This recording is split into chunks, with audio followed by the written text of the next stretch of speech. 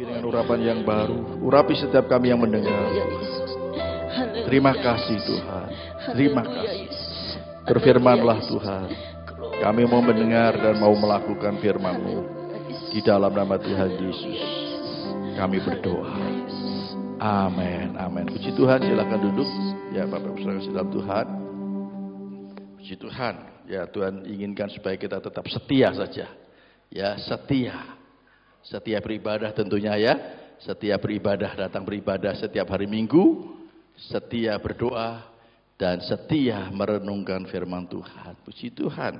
Nah Bapak Ibu Saudara kasih dalam Tuhan. Ya mungkin ada beberapa di antara saudara yang belum mengerti ya. Kalau kita berdoa dengan bahasa roh itu membangun diri kita sendiri. Ya siapa yang berkata-kata dengan bahasa roh membangun dirinya sendiri. Tetapi kalau siapa yang bernubuat atau menafsirkan bahasa roh itu membangun jemaat. Ya, supaya kita semua dibangun, dibangkitkan iman kita, rohani kita. Amin, saudara. Kita rindu ya untuk dibangun. Puji Tuhan.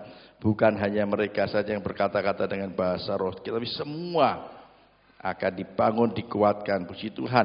Nah, Bapak Ibu Saudara kasih dalam Tuhan, saya ingin menyampaikan firman Tuhan tentang Yesus adalah Allah yang hidup. Ya, sekali lagi, Yesus adalah Allah yang hidup. Amin, saudara. Yuk kita ucapkan sama-sama yuk. 1, 2, 3. Yesus adalah Allah yang hidup. Amin. Ya, puji Tuhan. Saya masih ingat saudara waktu saya kuliah dulu ya di STI ya, Sekolah Teologi satu alma mater dengan Mbak Iwin ya. Nah saudara, Bapak Pendeta Dr. Kris Marantika almarhum, ya dia katakan begini, suatu kali, ini cerita saja, suatu kali ada pembicaraan antara Paulus dan Petrus, ya, suatu kali di surga itu ada pembicaraan antara Paulus dan Petrus. Paulus itu tanya kepada Petrus, Petrus, mana sih Bapak di surga itu mana? Ya dia tanya, mana sih Bapak di surga itu? Tuh di kamar, gitu ya. Ya, ini pembicaraan gitu ya. Kemudian masuklah Paulus ya. Ternyata setelah dia masuk, loh, ternyata Yesus yang di dalam. Loh, Yesus gitu, ya itulah dia. Gitu kan ya. Jadi sekali lagi saya ulang ya. Jadi suatu kali ada pembicaraan di surga antara Paulus dan Petrus. Paulus yang lebih junior dia tanya kepada Petrus, Petrus, Bapak di surga ada di mana? Tuh di kamar. Gitu ya. Kemudian masuklah kamar itu. Ternyata loh, Yesus gitu ya ada. Ya, jadi ya itulah. Jadi gitu kan ya. Jadi akhirnya ternyata ya itulah Bapa di surga itu ya Yesus itu ya. Nah, saya ingin menyampaikan tentang firman Tuhan tentang berkaitan dengan ini saudara. Sebab saudara banyak pengajaran yang tidak mempercayai ya, yang tidak mempercayai bahwa Yesus adalah Allah yang hidup. Ya, banyak pengajaran yang tidak mempercayai bahwa Yesus adalah Allah yang hidup. Nah, saudara, saya sedang live di TikTok itu, jadi saya tahu ya kebutuhan-kebutuhan orang-orang yang mereka inginkan, saudara. Nah, mereka mengatakan bahwa Yesus dengan Allah atau dengan Bapa di surga itu berbeda. Ya, dia mengatakan bahwa Yesus dengan Allah atau Bapa di dalam surga itu berbeda. Padahal Yesus dan Bapa di surga adalah ya satu, ya tidak ada lagi. Kalau Bapa di dalam surga kan roh, ya. Jadi kalau dia datang dalam roh kita nggak kelihatan ya.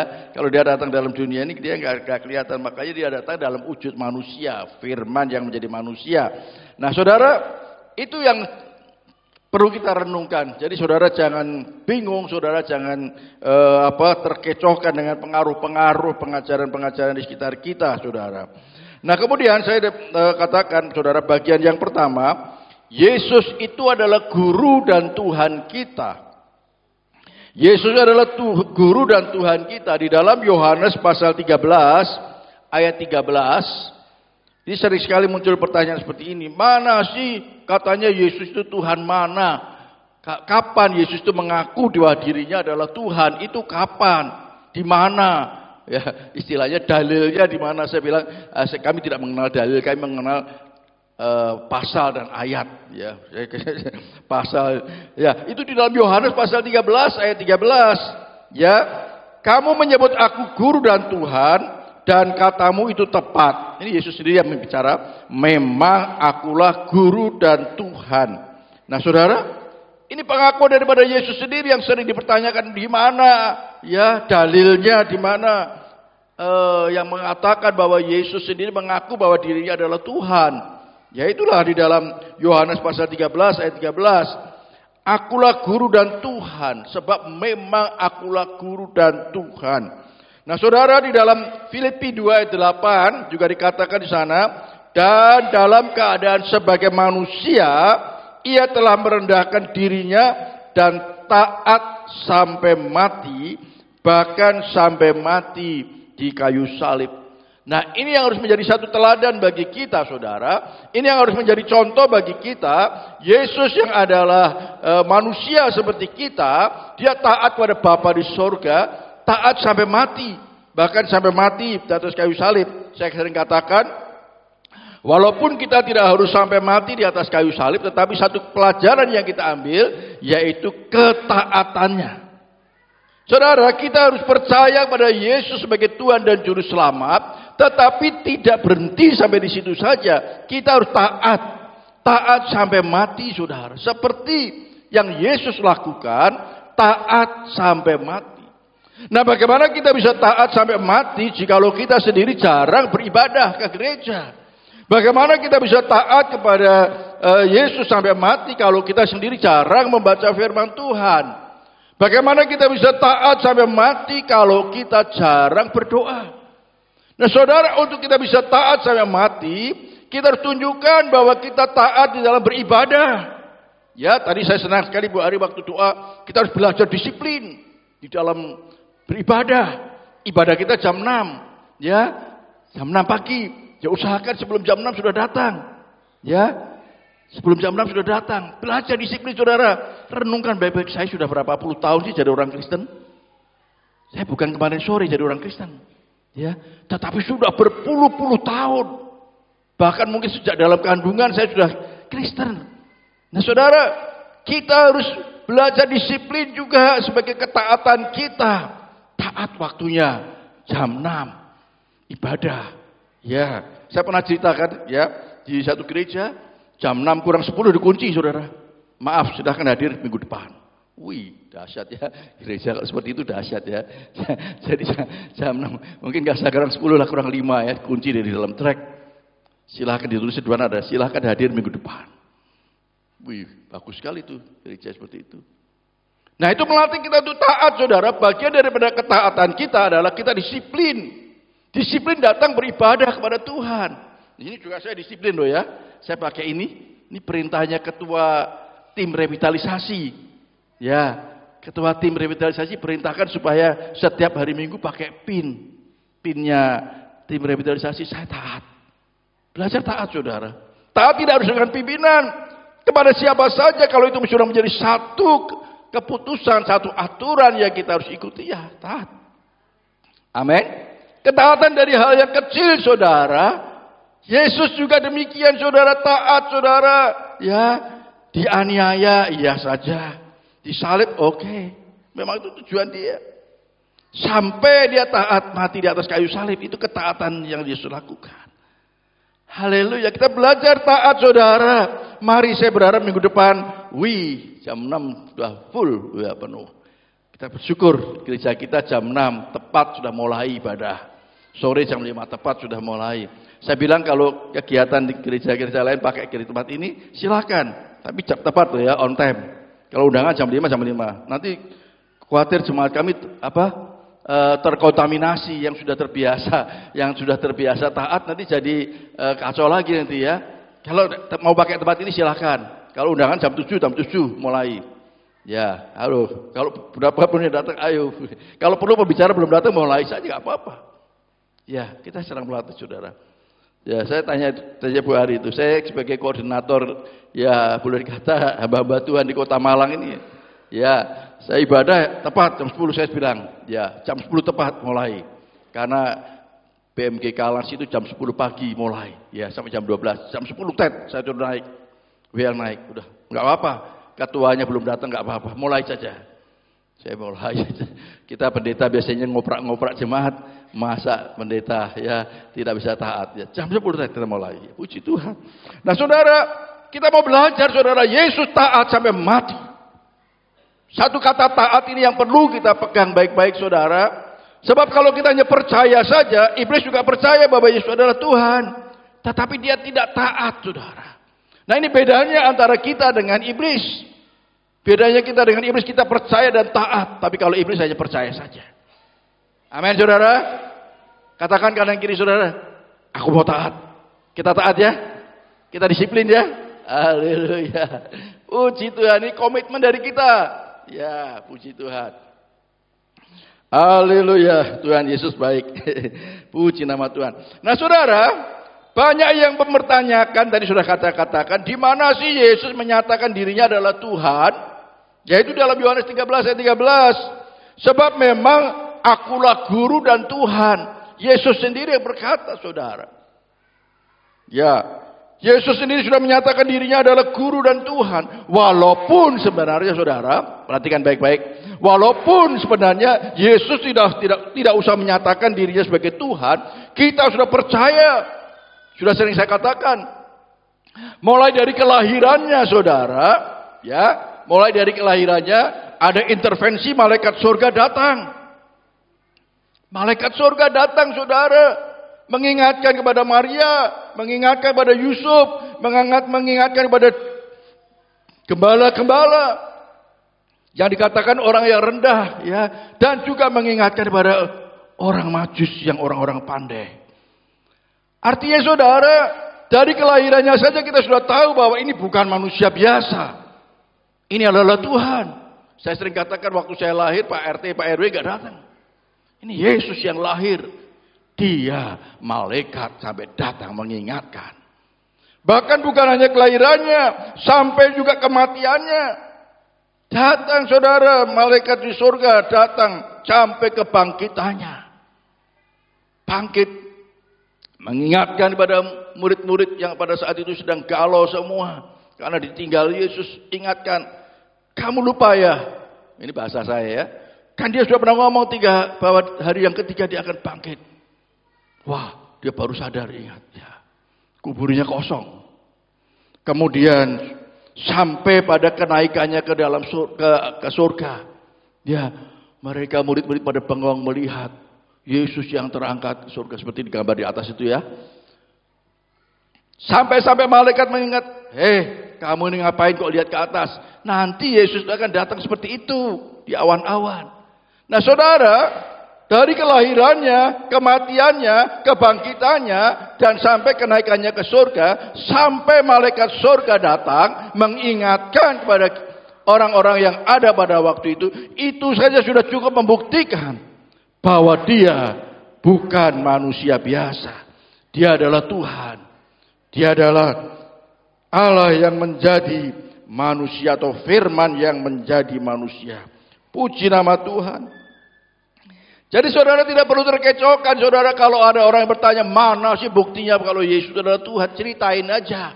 Nah makanya saudara baca firman Tuhan supaya saudara tahu itu loh waktu lahir ya, waktu lahirnya Yesus itu di kandang domba, malaikat datang mengingatkan kepada Maria yang waktu itu ya dia kaget lah gitu ya. Kok tiba-tiba hamil padahal itu hamil dari Roh Kudus, diingatkan sampai malaikat mengingatkan pada Yusuf yang mau menceraikan tunangannya. Nah itu ceritakan. Nah saudara, kalau ada orang yang bertanya seperti itu, saudara, dari situ saudara kita bisa meyakinkan bahwa sesungguhnya Yesus bukan manusia biasa, tetapi dia adalah Tuhan. Amin. Beri kemuliaan buat Tuhan. Yesus yang kita sembah adalah Allah yang hidup saudara. Puji nama Tuhan. Bahkan dikatakan di dalam firman Tuhan, dia naik ke surga dengan tujuan menyediakan tempat buat kita. Haleluya. Jangan kalau saudara di ibadah penghiburan atau di ibadah di pemakaman kita selalu diingatkan itu. Dia naik ke surga untuk menyediakan tempat. Nah bagian kita saat ini yang masih hidup ini saudara, kita percaya terus, tetap teguh di dalam Tuhan, dan kita mau taat terus sampai mati. Apapun yang terjadi, sekali Yesus, selamanya Yesus. Amin. Kita taat kepada Tuhan. Saya ingin ingatkan lagi saudara bahwa kita sedang dibentuk, kita sedang diproses saudara. Ya, kita semua ini tidak terkecuali, kita sedang diproses, dibentuk untuk mempunyai satu tujuan yang sama, yaitu mau menjadi seperti Yesus. Amin saudara. Mau menjadi seperti Yesus. Tidak tahu saya sudah berapa persen ya jadi seperti Yesus ya. Ya, terus benahi diri kita. Kita sedang diproses, dibentuk. Nah, kalau saudara diproses, dibentuk saudara, jangan saudara bersungut-sungut saudara. Ya, kita jangan bersungut-sungut kalau Tuhan sedang membentuk kita, mengajar kita, mendidik kita melalui firman Tuhan dan juga menegur kita. Ya, Tuhan izinkan terjadi permasalahan dalam hidup kita. Itu adalah cara Tuhan memproses, membentuk kita untuk menjadi seperti Yesus. Waktu saya khotbah di GSI Maranatha, saya juga sampaikan tentang hal ini. Menjadi seperti Yesus, saya katakan mungkin Pak Weli sudah 80% seperti Yesus. Ya, sudah, kita semua tidak tahu. Terus sampai kita semua nanti disempurnakan. Amin saudara. Disempurnakan menjadi seperti Yesus. Wih, luar biasa. Saya renungkan, saya senang sekali merenungkan itu saudara. Karena kita sudah diberi Roh Kudus. Hanya Roh Kudus saja yang bisa membentuk kita, memproses kita, supaya kita bisa menjadi seperti Yesus. Tanpa Roh Kudus kita tidak akan dapat saudara. Oleh sebab itu taat. Ya, kembali kepada taat. Taat pada siapa? Taat pada Roh Kudus. Karena kita saat ini hidup di masa Roh Kudus, ya kita taat di dalam pimpinan Roh Kudus. Roh Kudus akan selalu memimpin kepada kita ke dalam seluruh kebenaran. Amin saudara? Amin. Dia tidak akan menyasarkan kita ke jalan yang lain. Karena dia berjanji bahwa dia akan memimpin kita ke dalam seluruh kebenaran. Puji nama Tuhan. Yesus adalah Tuhan.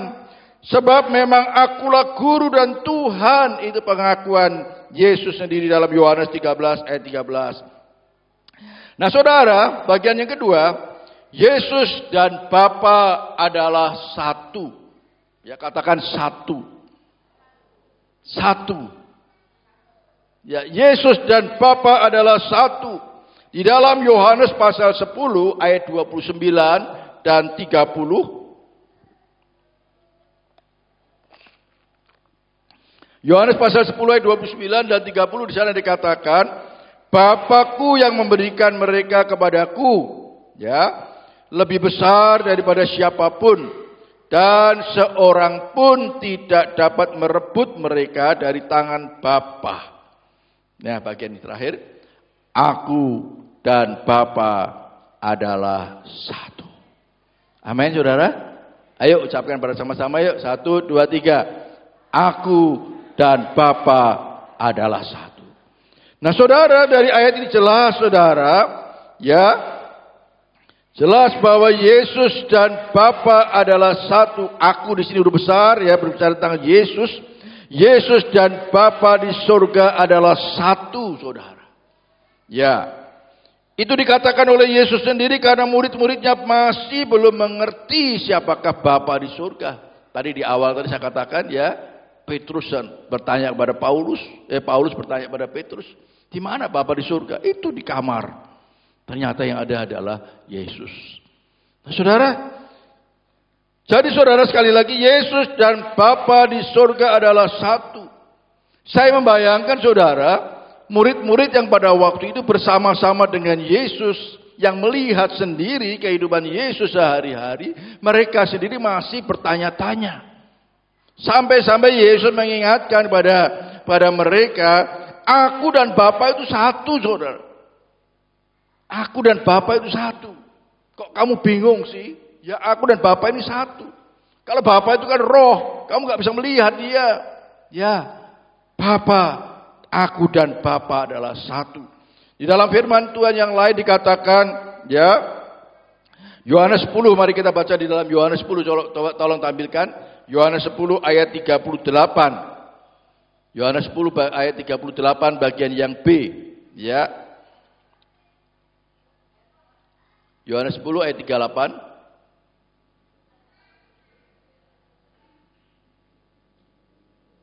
Tiga delapan.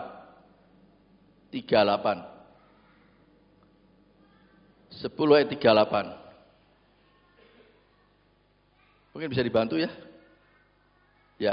Ya, bagiannya bawah ya.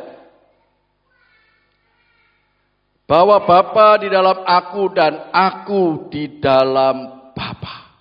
Nah, saudara, ini membuktikan bahwa Yesus dan Bapa adalah satu, saudara.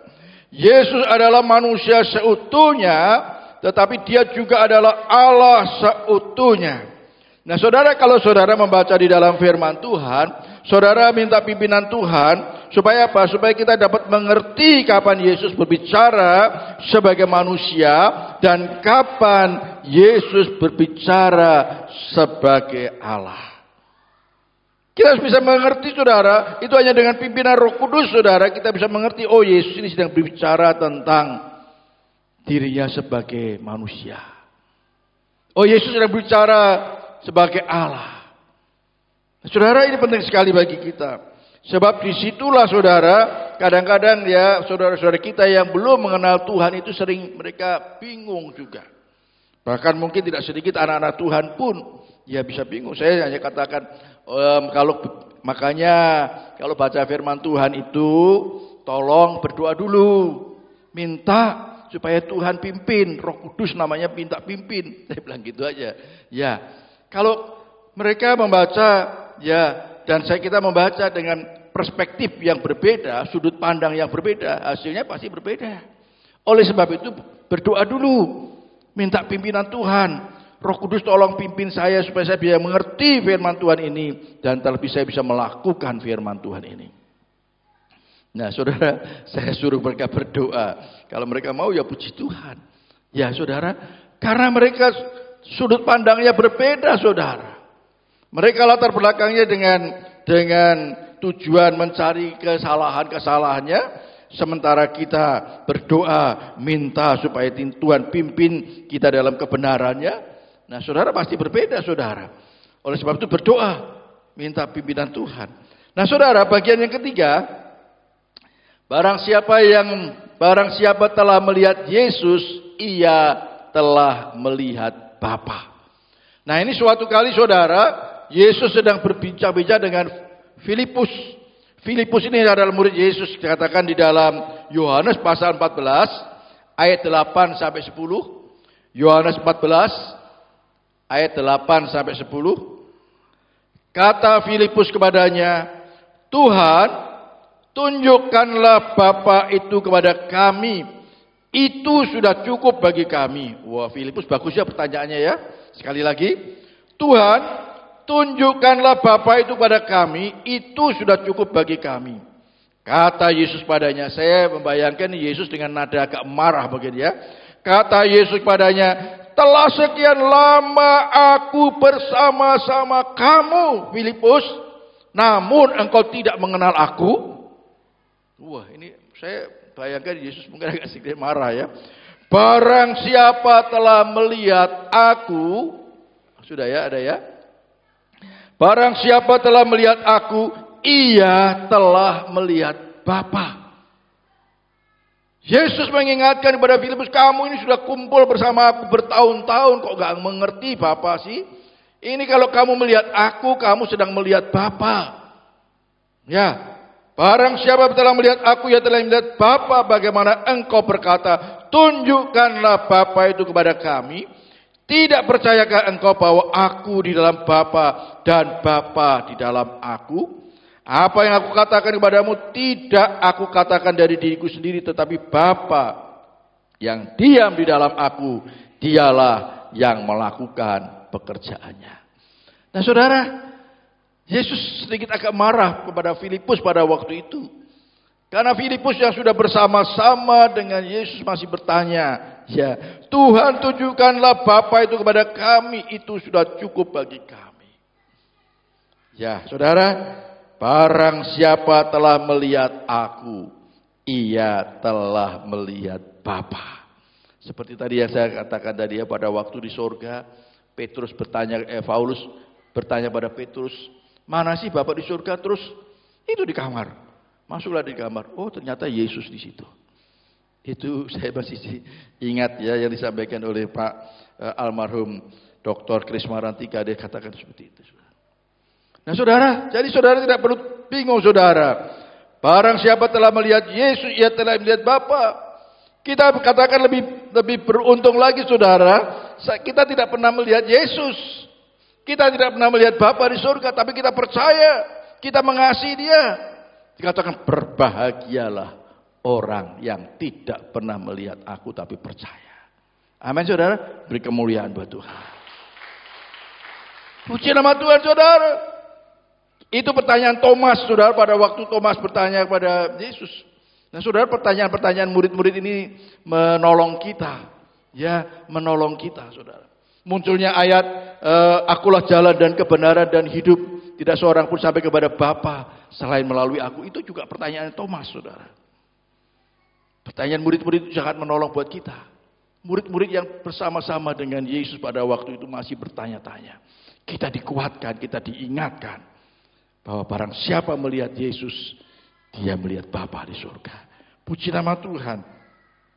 Nah saudara, sekali lagi murid-murid yang sudah lama bersama-sama dengan Yesus tetapi masih belum mengenal Yesus atau Bapa. Yesus adalah Bapa itu sendiri sebab Bapa adalah roh. Ya, kalau dia datang dalam wujud roh kita nggak bisa lihat semua. Dia tidak bisa memberi teladan taat sampai mati. Ya, jadi dia datang dalam wujud manusia. Yesus adalah juga dikatakan firman yang sudah menjadi daging atau menjadi manusia. Yesus datang ke dalam dunia untuk menyelamatkan semua manusia yang percaya kepadanya. Puji nama Tuhan saudara. Nah saudara, di dalam Yohanes pasal 14, tolong dibukakan. Yohanes 14 ayat yang ke-7. Yohanes 14 ayat yang ke-7 di sana juga dikatakan, ya, sekiranya kamu mengenal aku, pasti kamu juga mengenal Bapakku. Sekarang ini kamu mengenal Dia dan kamu telah melihat Dia. Puji nama Tuhan. Nah saudara, sekali lagi saudara, mari, barang siapa telah melihat Yesus, barang siapa percaya pada Yesus, Dia adalah Bapa di sorga yang mulia itu. Puji nama Tuhan. Nah bagian yang terakhir, bagian yang keempat saudara. Oleh sebab itu saudara, bagi kita orang-orang yang sudah percaya bahwa Yesus adalah Tuhan yang hidup, Yesus adalah Allah yang hidup, ya, mari saudara, tetaplah memuliakan Bapa di surga selama kita masih hidup dalam dunia ini saudara. Mari kita mau memuliakan Bapa di surga, tetaplah memuliakan Bapa di surga. Di dalam Injil Matius pasal 5 ayat yang ke-16 di sana dikatakan, demikianlah hendaknya terangmu bercahaya di depan orang, supaya mereka melihat perbuatanmu yang baik dan memuliakan Bapamu yang di sorga. Amin saudara. Mari saudara, kita terus berbuat baik selama kita masih ada kesempatan saudara. Di dalam Galatia pasal 6 ayat 10 ya, ditampilkan Galatia 6 ayat 10 saudara, ayat yang tidak asing lagi bagi kita. Nah, karena itu selama masih ada kesempatan bagi kita, ya, kita masih hidup semua kan? Berarti masih ada kesempatan. Amin. Katakan kanan kiri saudara, kita masih ada kesempatan. Kita masih punya kesempatan. Amin. Katakan pada pasangan saudara, suami istri dengan mesra, kita masih punya kesempatan. Ya. Karena itu selama masih ada kesempatan bagi kita, marilah kita berbuat baik kepada semua orang. Katakan semua orang. Kita berbuat baik pada semua orang, saudara, dengan apa saja yang bisa kita lakukan. Amin.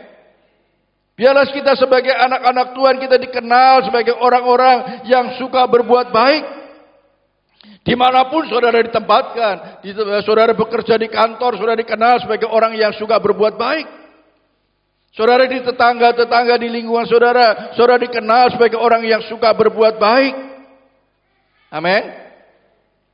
Saya sering katakan ya, kalau malas berbuat baik itu, saudara mulai muncul malas itu saya Galatia 6:10, Galatia 6:10, mengiang-iang.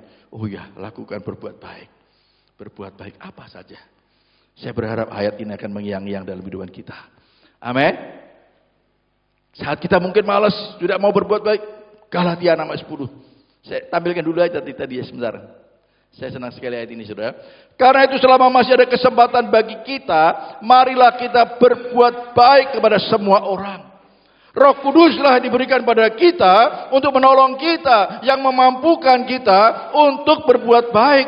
Bukan hanya waktu tanggal muda, ini sekarang tanggal tua ini ya.